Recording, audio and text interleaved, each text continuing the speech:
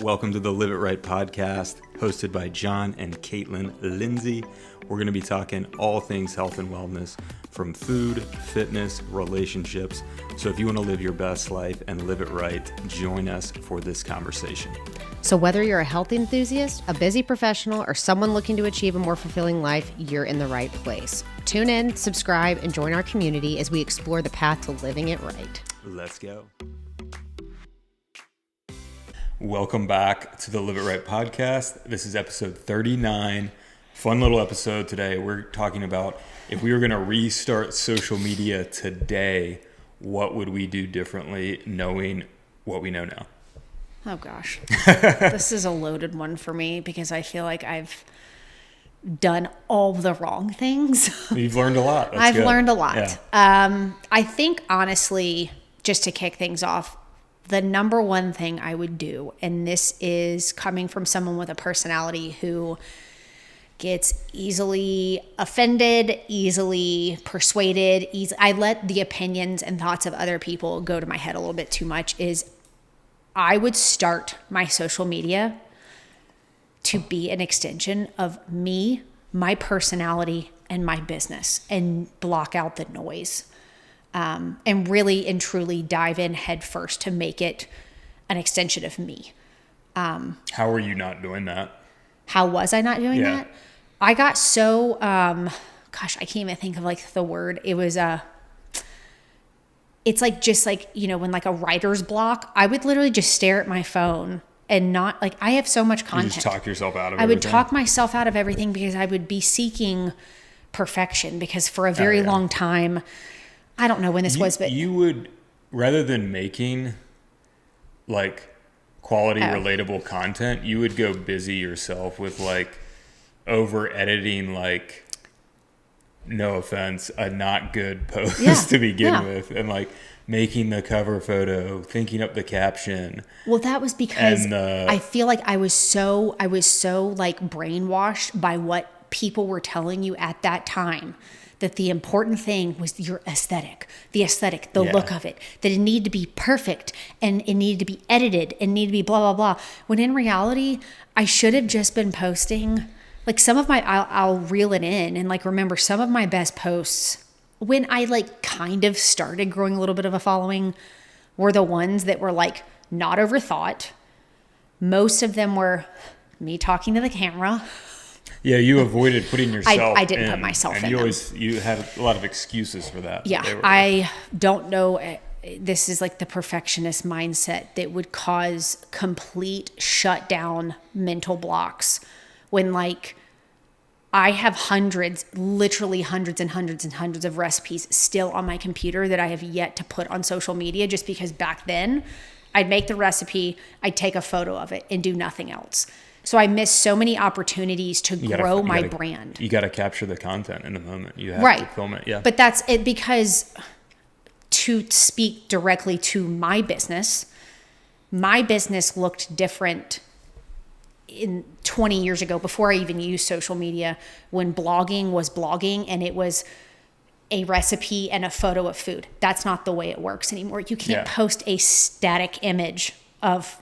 And that's, you know, a struggle that a lot of food bloggers have gone through, the transition of social media. But for me, I got so in my head and allowed the opinions and thoughts and the directions that I was being told by these people on social media.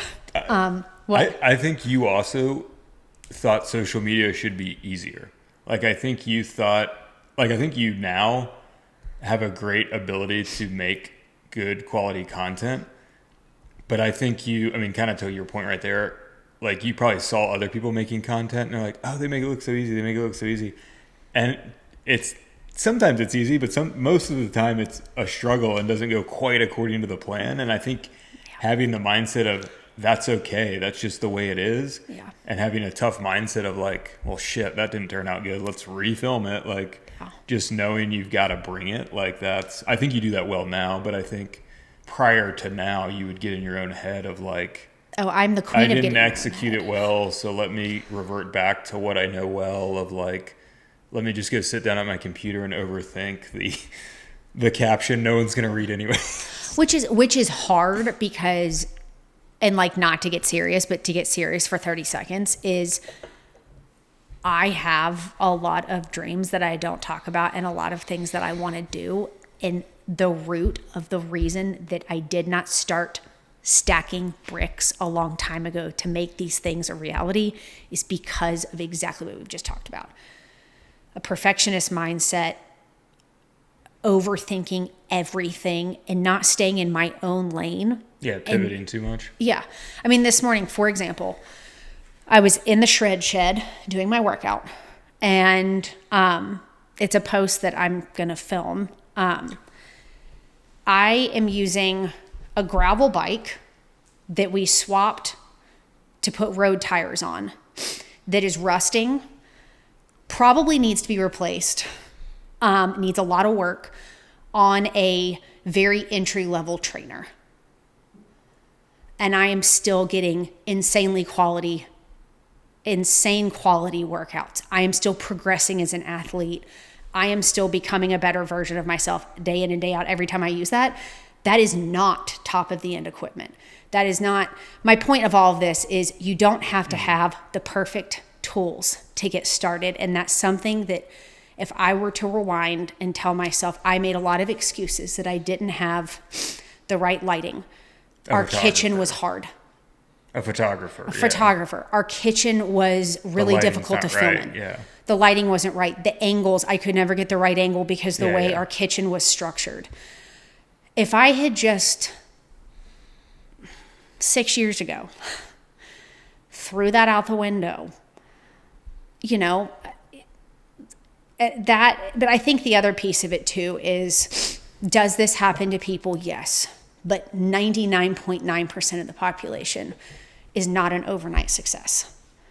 And I think in this day and age, that's what people expect. Mm-hmm. And that's what they want. And mind you, everything that has come out of my mouth in the last few minutes have been struggles that I have personally experienced and things I would tell myself if I were to go back in time. Because I think that some of the things that I've wanted to do over the years, I might be 10 steps closer. Yeah. If I had started back then.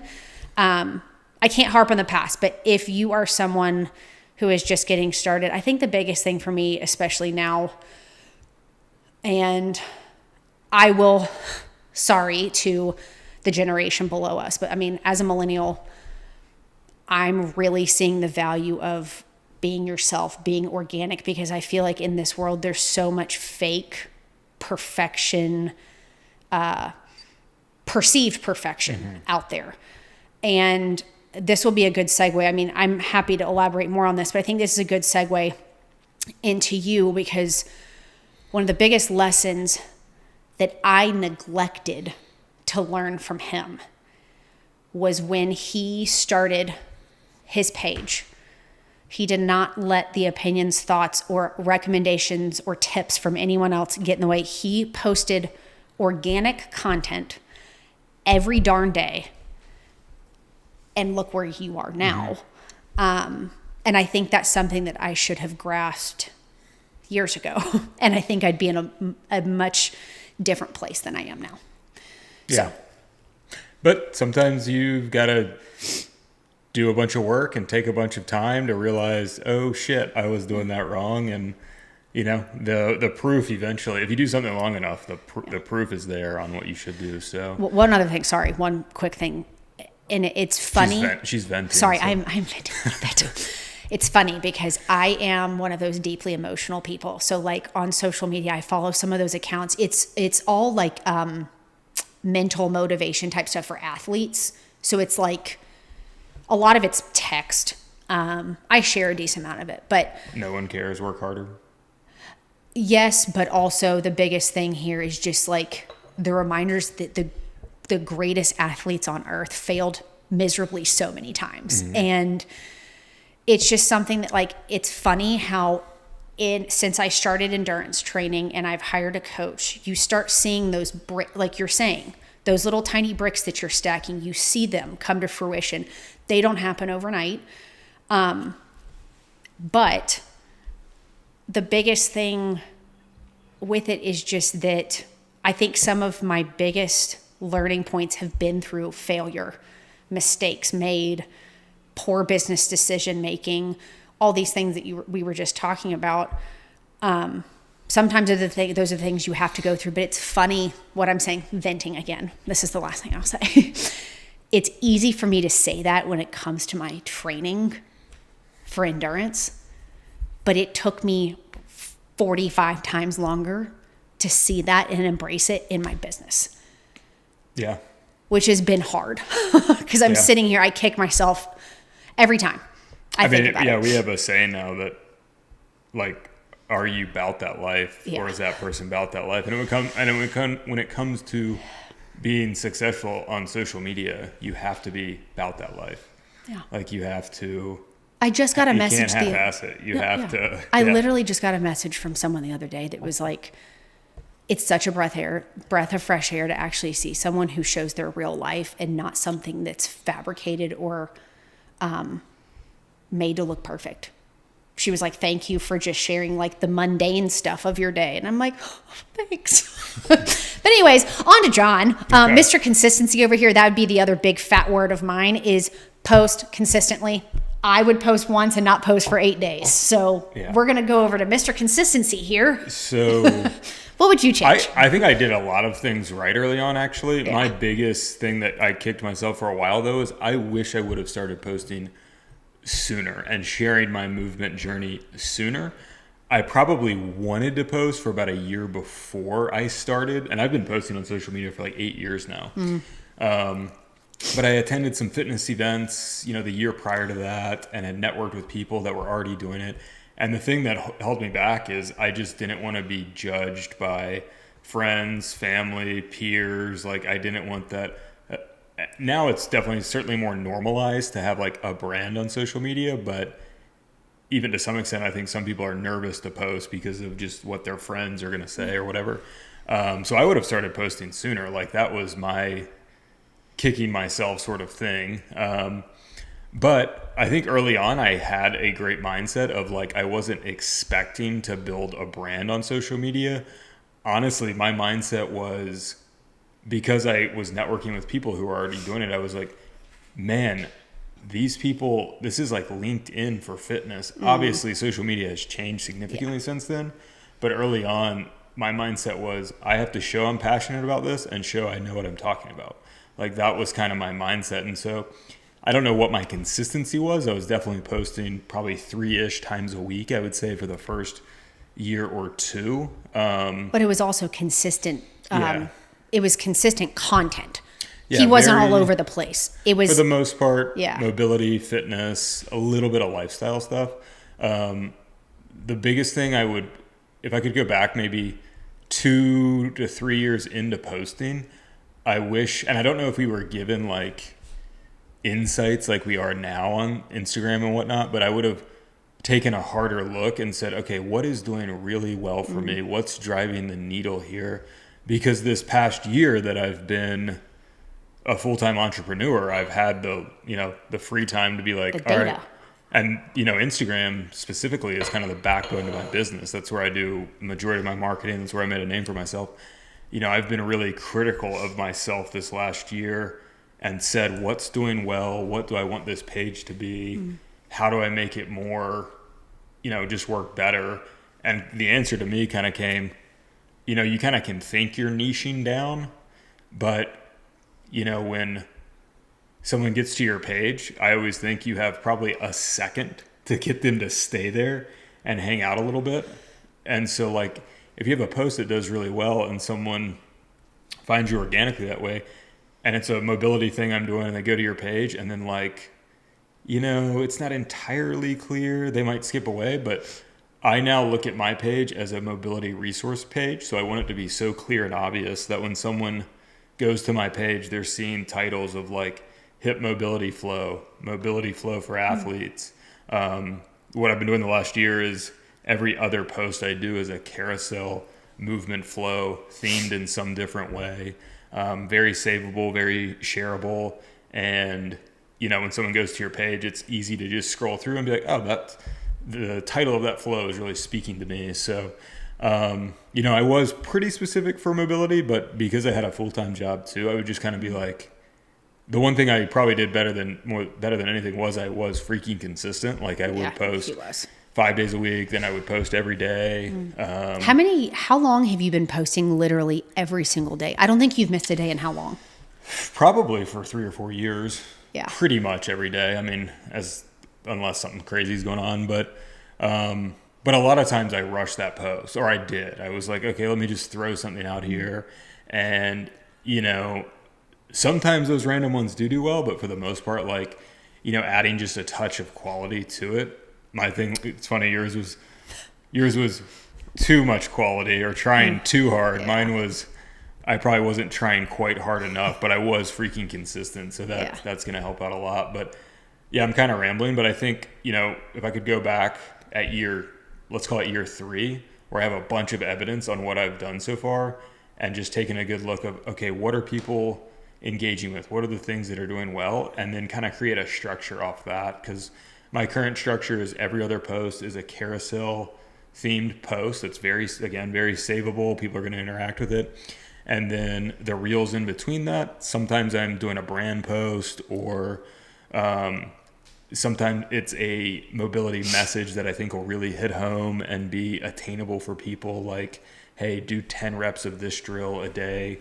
Here's what's going to happen. Sometimes it's a mobility lifestyle thing that, a lot of times my intent with that is to provide a good tip, but also have the chance of going viral. Like one of my best posts over the last year was, so you hung from a bar for 2 minutes. What happened? Incredibly simple, but an incredibly valuable daily thing to do. And so that post, I think I posted twice actually. It's done really well both times. And so I think of that as like, that's what's getting people in, something like that. But then when they get to your page, when they see value immediately, they're like, oh, cool. And they'll follow you. And hopefully that leads, for my sake, leads to them, maybe subscribing to my app or supporting me in some other way through maybe a brand that I'm working with. So biggest thing for me is I wish I would have posted sooner, no doubt. And I wish I would have been a little more critical of what I was posting at some point and created a, what's the term for it? A posting structure or something? Social media structure. I don't know. Like a content calendar, or like, yeah. Just being more strategy, just more strategic. Strategy. Yeah, I think, well, I've told him this. I selfishly wish that he had been filming himself since the days that like he started, like when he couldn't touch his toes. Because I was like, how freaking cool would that he could share, this is from 14 years ago or whatever. Yeah. But I don't think you filmed like anything back then. No. But anyways. Even when I started posting, I had decent mobility already. Right. Yeah, it's interesting to kind of go off of what you said. Like, we didn't have the data per se. I don't think they had insights and all of that. No, but you easily could have figured it out. Right. I mean, yeah. Well, you see what does well. And it's surprising because... It takes a little bit of work, though. It does. That's the thing is like... But the funny thing is some of my best performing posts have been like stuff that I'm like, I look at it and I'm like, what? Like, but it was relatable or people loved it. Or like... I'm like, I should have been like the waffle tip. I'm sitting here, I'm like, this thing still is getting traction. Yeah, and I'm like, but that's not because I let myself get into my head that was not valuable information, that I just disregarded ever trying. The thing is what hurt is it going to be to try? So you say that's an easy post. On the surface, yes, definitely easy. But think about, if you're looking at that and you're like, okay, why did that do good? Here's where the work would come in. You're like, okay, that did good. Why did that do good? Okay, lighting was good. Everyone loves waffles. I'm in it. It was the tip. It was a waffle batter tip. A good hook, I guess. Yeah. A good hook. Like you could break it down, but that's where the work comes in. It's like questioning why did this do well, and then figuring out how you can reuse that. Because if something does well, that means there was value in it. Yeah. So, again, the work. A post is easy, but the work behind it was, figuring out what theme of recipe I'm going to post, figuring out what hook to post. That behind the scenes work does take a little bit of work, but it's like anything. The more you flex the muscle, the stronger you get at it. Yeah. Yeah. I struggled for so long with just if I had just started sharing, because the funny thing is, and I think one thing that I truly learned was when I started doing those cooking, I do like these chef's table dining experiences. And you made comments, my mom has made comments, people attending have made comments of just like how they appreciate and love my presence when I like teach.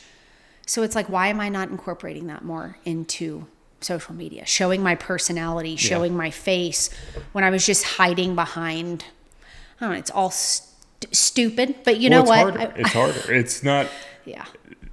You know, looking back on it, you're like, oh, that's not hard, but like hyping yourself up to show exuberance on camera, you know, bring it to a level you're going to be proud of. Like that takes effort. Like that's the problem. And one of the biggest things that I've learned in my field is just like you said, the thing is I can't compare myself to other people in the field because I am myself. I am Caitlin. I am fit to entertain. I want to be different. I want to be unique. So why would I try and reproduce content just like every other food content producer? Like I want to be different. So why am I stressing myself out and comparing myself to people who have also been doing this for 15 plus years? Yeah. Because you can't make up for 15 years of hard work and just jump right in there with them. So, you know, I hope that something that we've said, whether you're just starting your social media or whether you've had it and are looking to pivot or just kind of haven't found your groove, I think one of the biggest things is to be yourself. Approach it from your place, your perspective, your personality, because that's what people connect with is you. They follow John because it's not just his mobility practice, it's his demeanor, it's his personality, it's the way he presents himself. People like it. People, same with me. And I think I'm just trying to be better about it in, you know, embracing my uniqueness and going off of that. So we hope you found something and heard something, took something away that's, you know, valuable. But what else? My best advice would be recognize it's going to be probably more difficult than you think. Yeah. And be okay with that. Don't expect much from social media early on. Yeah. You know, if you want it to be an extension of your brand you're already doing, or you want to ultimately, you know, build a business through social media, like don't expect, like have low expectations early on, but just be insanely consistent. And then, you know, once you're like 6 months in, maybe even less than that, when you just have enough evidence of a fair amount of posting, be like, okay, what did well? And how can I do more things? And duplicate that. Well, like that's, So. It's going to be hard, but it's not really, and you'll look back on it and be like, that wasn't that hard. It's frustrating is probably the better word. It's not hard, it's frustrating. That's probably one of the number one takeaways is do not get in your head about what people make look easy. Because just like John makes difficult mobility movements look easy, he put in a lot of darn work to get there, and it's the same thing. The hardest part of social media for me isn't doing the movements. It's then editing the videos afterwards. But no, I was trying to relate that to what you do but yeah, I mean, there's so much work that goes on behind the scenes that people don't see and they'll never see. Yeah. But you know, we all want to make it look easy, but you know, you also want it to be realistic. So, you know, anyways, we hope that you took away something valuable, encouraging and maybe a little motivating. But we will see you for episode 40. Nice. Pretty awesome. Yeah. All right. We'll see you guys next time.